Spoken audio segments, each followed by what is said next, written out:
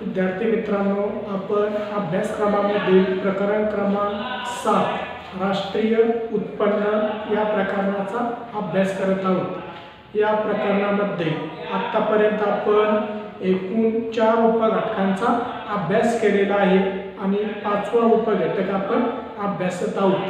प्रकरणातील 5वा उपघटक आहे राष्ट्रीय उत्पन्न मोजण्याच्या पद्धती। राष्ट्रीय उत्पन्न मोजण्याच्या पद्धतींचा या ठिकाणी आपण अभ्यास करत आहोत। राष्ट्रीय उत्पन्न मोजण्याच्या मुख्य 3 पद्धती आहेत। त्यापैकी आतापर्यंत आपण 2 पद्धतींचा अभ्यास केलेला आहे। पहिली पद्धत आहे उत्पादन पद्धत, प्रोडक्शन मेथड। उत्पादन पद्धतीचा वापर करून राष्ट्रीय उत्पन्न मोजता येते।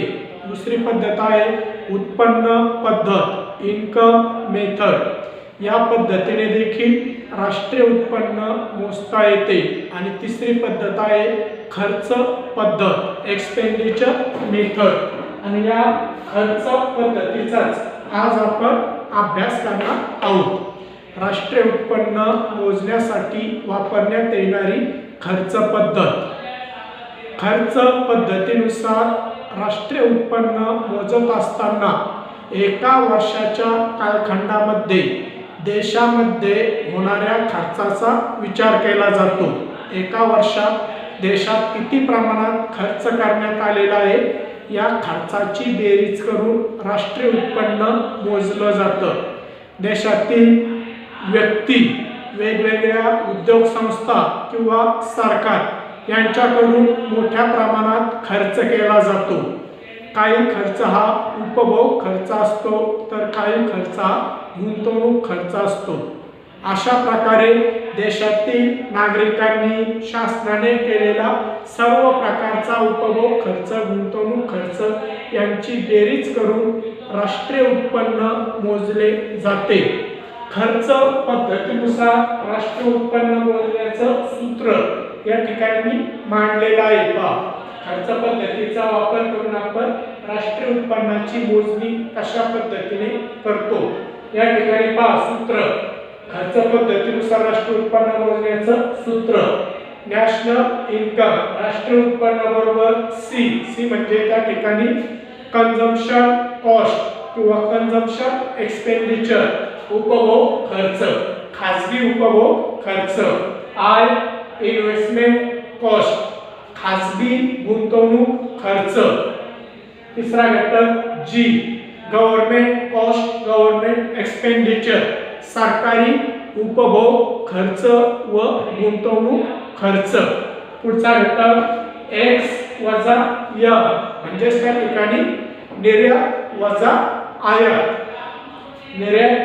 निर्यातीचं येणारं जे मूल्य त्यातून आयातीचं मूल्य वजा करायचं, शिल्लक राहिलेला भाग राष्ट्रीय उत्पन्न मोजताना विचारात घेतला जातो। आणि पुढचा घटक आर वजा पी। आर वजा पी म्हणजे परकीय नागरिकांनी भारतातील वस्तू व सेवांवर केलेला खर्च वजा भारतीय नागरिकांनी परकीय वस्तू व सेवांवर केलेला खर्च। याचं येणारं जे निव्वळ मूल्य आहे त्या निव्वळ मूल्याचा देखील राष्ट्रीय उत्पन्न मोजताना विचार केला जातो। या पद्धतीने हा सूत्र तयार होतं। एन आय बरोबर C plus I plus G plus into bracket X minus M plus into bracket R minus P.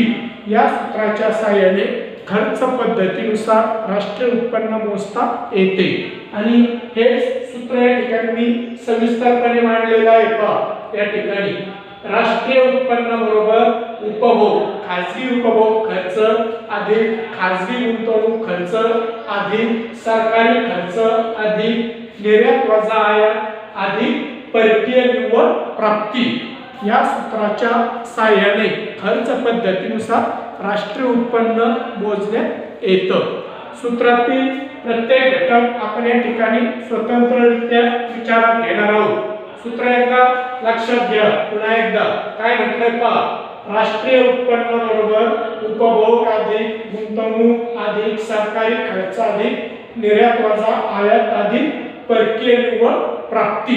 या सूत्राच्या साहाय्याने आपण त्या ठिकाणी प्रामुख्याने खर्च पद्धतीचा वापर करून राष्ट्रीय उत्पन्न मोजतो. सूत्रातील पहिला घटक सी कन्झम्पशन एक्सपेंडिचर खाजगी अंतिम उपभोग खर्च. खाजगी अंतिम उपभोग खर्च म्हणजे काय तर पहा उपभोग खर्च. कन्झम्पशन एक्सपेंडिचर व्यक्तीने त्याच्या वेगवेगळ्या गरजा पूर्ण करण्यासाठी केलेला जो खर्च आहे त्या खर्चालाच काय म्हणायचं उपभोग खर्च. व्यक्तीने त्याच्या वेगवेगळ्या त्या ठिकाणी मग अत्यावश्यक गरजा असतील किंवा त्या ठिकाणी चैनीच्या गरजा असतील या वेगवेगळ्या गरजा पूर्ण करण्यासाठी देशातील नागरिकांकडून जो खर्च केला जातो त्या खर्चालाच म्हणायचं खाजगी अंतिम उपभोग खर्च. उदाहरणार्थ व्यक्तीने अन्नधान्याची गरज पूर्ण करण्यासाठी केलेला खर्च, व्यक्तीने कपड्यांची गरज पूर्ण करण्यासाठी केलेला खर्च, व्यक्तीने किराणा माल खरेदी करण्यासाठी केलेला खर्च या सर्व प्रकारच्या खर्चाला काय म्हणायचं खाजगी अंतिम उपभोग खर्च. किंवा व्यक्तीने गाडी खरेदी करण्यासाठी केलेला खर्च असेल, टीव्ही, फ्रीज, कूलर यासारख्या वस्तू खरेदी करण्यासाठी केलेला खर्च असेल या सर्व प्रकारच्या खर्चाला खाजगी अंतिम उपभोग खर्च असे म्हणतात. आणि खर्च पद्धतीने राष्ट्रीय उत्पन्न मोजत असताना या खाजगी अंतिम उपभोग खर्चाचा त्या ठिकाणी विचार केला जातो. दुसरा घटक आहे आय इन्व्हेस्टमेंट एक्सपेंडिचर स्थूल देशांतर्गत खाजगी गुंतवणूक खर्च. उपभोग खर्च वेगळा आणि गुंतवणूक खर्च वेगळा. गुंतवणूक देशाच्या भांडवली साठ्यात झालेली वाढ म्हणजेच गुंतवणूक होय. किंवा त्या ठिकाणी उत्पन्नातून भांडवलाची निर्मिती होत असते आणि या भांडवलाचा वापर प्रामुख्याने त्या ठिकाणी उत्पादन प्रक्रियेसाठी करणे म्हणजेच एक प्रकारे गुंतवणूक होय. आणि या गुंतवणूक खर्चाचा देखील राष्ट्रीय उत्पन्न विचारात घेताना समावेश केला जातो. गुंतवणूक खर्च एखाद्या शेतकऱ्याने मग त्याच्या शेत जमिनीमध्ये केलेली गुंतवणूक असेल किंवा एखाद्या उद्योजकाने त्याच्या कंपनी कारखान्यामध्ये केलेली गुंतवणूक असेल सर्व प्रकारचा गुंतवणूक खर्च उपभोग खर्चाप्रमाणेच सर्व प्रकारचा गुंतवणूक खर्च देखील राष्ट्रीय उत्पन्न मोजताना प्रामुख्याने विचारात घेतला जातो. एखाद्या उद्योजकाने त्याच्या कंपनीमध्ये यंत्रसामग्रीसाठी केलेली गुंतवणूक असेल, कच्च्या मालासाठी केलेली गुंतवणूक असेल किंवा प्रामुख्याने त्या ठिकाणी इमारत बांधणीसाठी केलेली गुंतवणूक असेल या प्रकारचा सर्व गुंतवणूक खर्च देखील राष्ट्रीय उत्पन्न मोजत असताना विचारात घेतला जातो. तिसरा घटक आहे सरकारी अंतिम उपभोग खर्च व गुंतवणूक खर्च जी गव्हर्नमेंट एक्सपेंडिचर. सरकारकडून देखील देशातील नागरिकांप्रमाणे उपभोग खर्च व गुंतवणूक खर्च केला जातो. सरकारी खर्चाचे किती प्रकार सांगितले या ठिकाणी दोन प्रकार उपभोग खर्च आणि गुंतवणूक खर्च. सरकारी उपभोग खर्च म्हणजे काय तर सरकार ज्या काही वेगवेगळ्या प्रकारच्या प्रशासकीय सेवा पुरवतं त्यासाठी केलेला खर्च असेल, शिक्षणावर केलेला खर्च असेल, आरोग्यावर केलेला खर्च असेल, पोलीस व्यवस्था, न्याय व्यवस्था यावर शासन जो खर्च करतं त्यालाच आपण म्हणतो सरकारी उपभोग खर्च. आणि सरकारी गुंतवणूक खर्च. सरकारी गुंतवणूक खर्च म्हणजे काय तर सरकारने रस्ते निर्मिती, पूल निर्मितीसाठी केलेला खर्च असेल किंवा त्या ठिकाणी देशामध्ये एखादा विद्युत प्रकल्प उभारायचा असेल त्यासाठी केलेला खर्च असेल, धरण बांधण्यासाठी सरकारने केलेला खर्च या प्रकारच्या खर्चाला म्हणायचं गुंतवणूक खर्च. इन्फ्रास्ट्रक्चर डेव्हलपमेंट आधारभूत सेवा सुविधा, पायाभूत सेवा सुविधांचा विकास होण्यासाठी केलेला खर्च म्हणजे एक प्रकारे गुंतवणूक खर्च होय. आणि या प्रकारे सरकारी उपभोग खर्च व गुंतवणूक खर्च याचा देखील राष्ट्रीय उत्पन्न मोजताना विचार केला जातो. हा खर्च देखील त्या ठिकाणी राष्ट्रीय उत्पन्नाची आकडेवारी करताना त्याची बेरीज केली जाते. नंतर पुढचा घटक सांगितला चौथा निव्वळ निर्यात x मायनस y. निर्यात वजा आयात येणारे जे काही मूल्य असेल ते मूल्य राष्ट्रीय उत्पन्न मोजताना विचारात घेतलं जातं. भारताचा जो काही परकीय व्यापार चालत असतो आयात व्यापार, निर्यात व्यापार यातून मिळणारं जे काही निव्वळ उत्पन्न आहे हे निव्वळ उत्पन्न राष्ट्रीय उत्पन्न मोजताना विचारात घेतलं जातं. निर्यातीचं जे मूल्य असतं त्या निर्यातीच्या मूल्यातून आयातीचं मूल्य वजा करायचं, शिल्लक राहणारा भाग राष्ट्रीय उत्पन्न मोजताना त्या ठिकाणी याचा समावेश केला जातो. Export minus import. आणि शेवटचा घटक कोणता सांगितला? निव्वळ प्राप्ती. निव्वळ प्राप्ती किंवा त्याला आपण या ठिकाणी काय म्हटलंय? परकीय निव्वळ प्राप्ती. आर वजा पी. आर वजा पी म्हणजेच काय? तर परकीय नागरिकांनी भारतातील वस्तू व सेवांवर केलेला खर्च वजा भारतीय नागरिकांनी परकीय वस्तू व सेवांवर केलेला खर्च येणारे जे मूल्य आहे हे मूल्य कशा विचारात घ्यायचं? राष्ट्रीय उत्पन्न. पुन्हा एकदा पहा, आर वजा पी. आर वजा पी म्हणजे काय? तर परकीय नागरिकांनी भारतातील वस्तू व सेवांवर केलेला खर्च वजा भारतीय नागरिकांनी परकीय वस्तू व सेवांवर केलेला खर्च. या पद्धतीने खर्च पद्धतीनुसार राष्ट्रीय उत्पन्न मोजत असताना हे सर्व घटक विचारात घेतले जातात. कोणकोणते घटक? पुन्हा एकदा पहा, खाजगी उपभोग खर्च, खाजगी गुंतवणूक खर्च, सरकारी उपभोग खर्च व गुंतवणूक खर्च, निर्यात वजा आयात आणि निव्वळ प्राप्ती. हे सर्व घटक विचारात घेऊन खर्च पद्धतीनुसार राष्ट्रीय उत्पन्न मोजलं जातं. मात्र उत्पादन पद्धत व उत्पन्न पद्धतीने राष्ट्रीय उत्पन्न मोजताना ज्या पद्धतीने काही दक्षता घेणं गरजेचं आहे, ज्या पद्धतीने काही काळजी घेणं गरजेचं आहे, त्याच पद्धतीने या ठिकाणी खर्च पद्धतीनुसार राष्ट्रीय उत्पन्न मोजताना देखील काही काळजी घेणं गरजेचं आहे. कोणकोणती दक्षता घ्यावी किंवा कोणकोणती काळजी घ्यावी जेणेकरून राष्ट्रीय उत्पन्नाची अचूक आकडेवारी मिळेल ते या ठिकाणी आपण थोडक्यात विचारात घेणार आहोत. राष्ट्रीय उत्पन्न मोजताना घ्यावयाची दक्षता. त्यामध्ये पहिला घटक पहा, दुहेरी गणना टाळण्यासाठी मध्यम वस्तूवरील खर्च राष्ट्रीय उत्पन्नात समाविष्ट करू नये. अनेकदा राष्ट्रीय उत्पन्न मोजताना काय होतं पहा, एकाच वस्तूची दोनदा मोजणी होण्याची शक्यता असते आणि त्यामुळेच दुहेरी गणना टाळण्यासाठी ज्या काही मध्यम वस्तू आहेत, अर्धसिद्ध वस्तू आहेत, याचं मूल्य राष्ट्रीय उत्पन्न मोजताना विचारात घेतलं जात नाही. उदाहरणार्थ पहा, ब्रेड तयार करायचंय, गव्हापासून गव्हाचं पीठ आणि नंतर ब्रेड तयार होतं.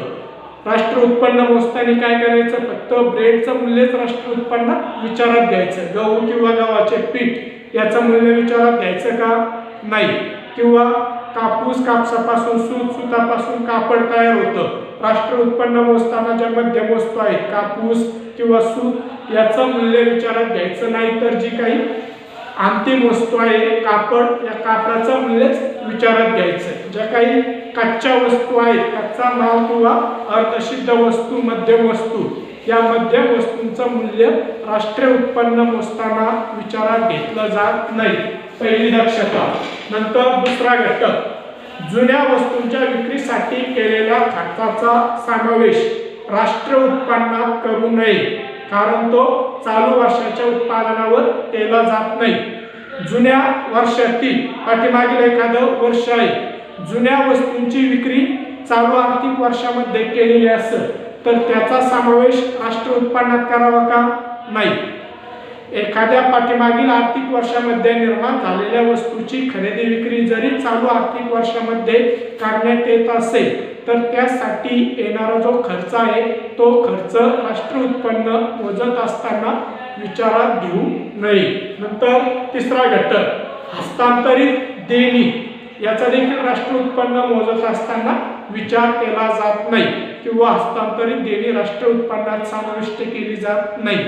याबद्दल देखील आपण याचा अभ्यास केलेला आहे. पहा, हस्तांतरित देणी, उदाहरणार्थ शिष्यवृत्ती असेल, देणग्या असतील, दान असेल, बेकारी भत्ता असेल, निवृत्ती वेतन असेल, या सर्व प्रकारचं हस्तांतरित देणी राष्ट्रीय उत्पन्न मोजताना वगळण्यात येतात. नंतर सरकारी कर्ज रोखे, शेअर्स इत्यादी सारखी जी काही वित्तीय मालमत्ता आहे, या वित्तीय मालमत्तासाठी केलेला खर्च, हा खर्च देखील राष्ट्रीय उत्पन्नात विचारात घेतला जात नाही. शेअर्स, सरकारी कर्ज रोखे ही जी काही मालमत्ता आहे या मालमत्तेसाठी केलेला खर्च देखील राष्ट्रीय उत्पन्नात विचारात घेतला जात नाही, कारण या पद्धतीची जी मालमत्ता आहे या मालमत्तेमुळे देशातील वस्तू व सेवा वृत्ती प्रवाह कुठल्याही प्रकारची भर पडलेली आपल्याला दिसून येत नाही। नंतर पुढची दक्षता घेतली जाते, अप्रत्यक्ष कराची रक्कम राष्ट्रीय उत्पन्नात मोजू नये। अप्रत्यक्ष कर इनडायरेक्ट टॅक्स उदाहरणार्थ जीएसटी, तर हे जे काही अप्रत्यक्ष कर असतात या अप्रत्यक्ष कराची रक्कम देखील राष्ट्रीय उत्पन्न मोजताना विचारात घेतली जात नाही। पुढचा घटक, पुढची दक्षता कोणती घ्यावी, अंतिम वस्तू आणि सेवांवरील खर्चाचा समावेश राष्ट्रीय उत्पन्न मोजताना करावा। आणि शेवटचा घटक, अनुदानाची रक्कम राष्ट्रीय उत्पन्नात मोजावी। सरकारकडून जे काही अनुदान देण्यात येत असतं सबसिडी, याचा समावेश मात्र राष्ट्रीय उत्पन्न मोजताना करावा। या पद्धतीने खर्च पद्धतीनुसार राष्ट्रीय उत्पन्न मोजत असताना काही दक्षता घेणं गरजेचं आहे, तरच आपल्याला अचूक आकडेवारी मिळते। या ठिकाणी खर्च पद्धत संपलेली आहे। या खर्च पद्धतीचा जर आपण अभ्यास केला तर असं लक्षात येतं की राष्ट्रीय उत्पन्न मोजत असताना खर्च पद्धतीचा क्वचित वापर करण्यात येतो। खर्च पद्धतीनुसार राष्ट्रीय उत्पन्न मोजत असताना अनेक व्यावहारिक अडचणी येतात आणि त्यामुळे या पद्धतीचा राष्ट्रीय उत्पन्न मोजताना फारसा वापर केला जात नाही। भारतामध्ये प्रामुख्याने राष्ट्रीय उत्पन्न मोजत असताना उत्पादन व उत्पन्न पद्धतीचा वापर केला जातो। या ठिकाणी आपल्या राष्ट्रीय उत्पन्न मोजण्याच्या पद्धती संपलेल्या आहेत। या ठिकाणी आज आपण थांबूया।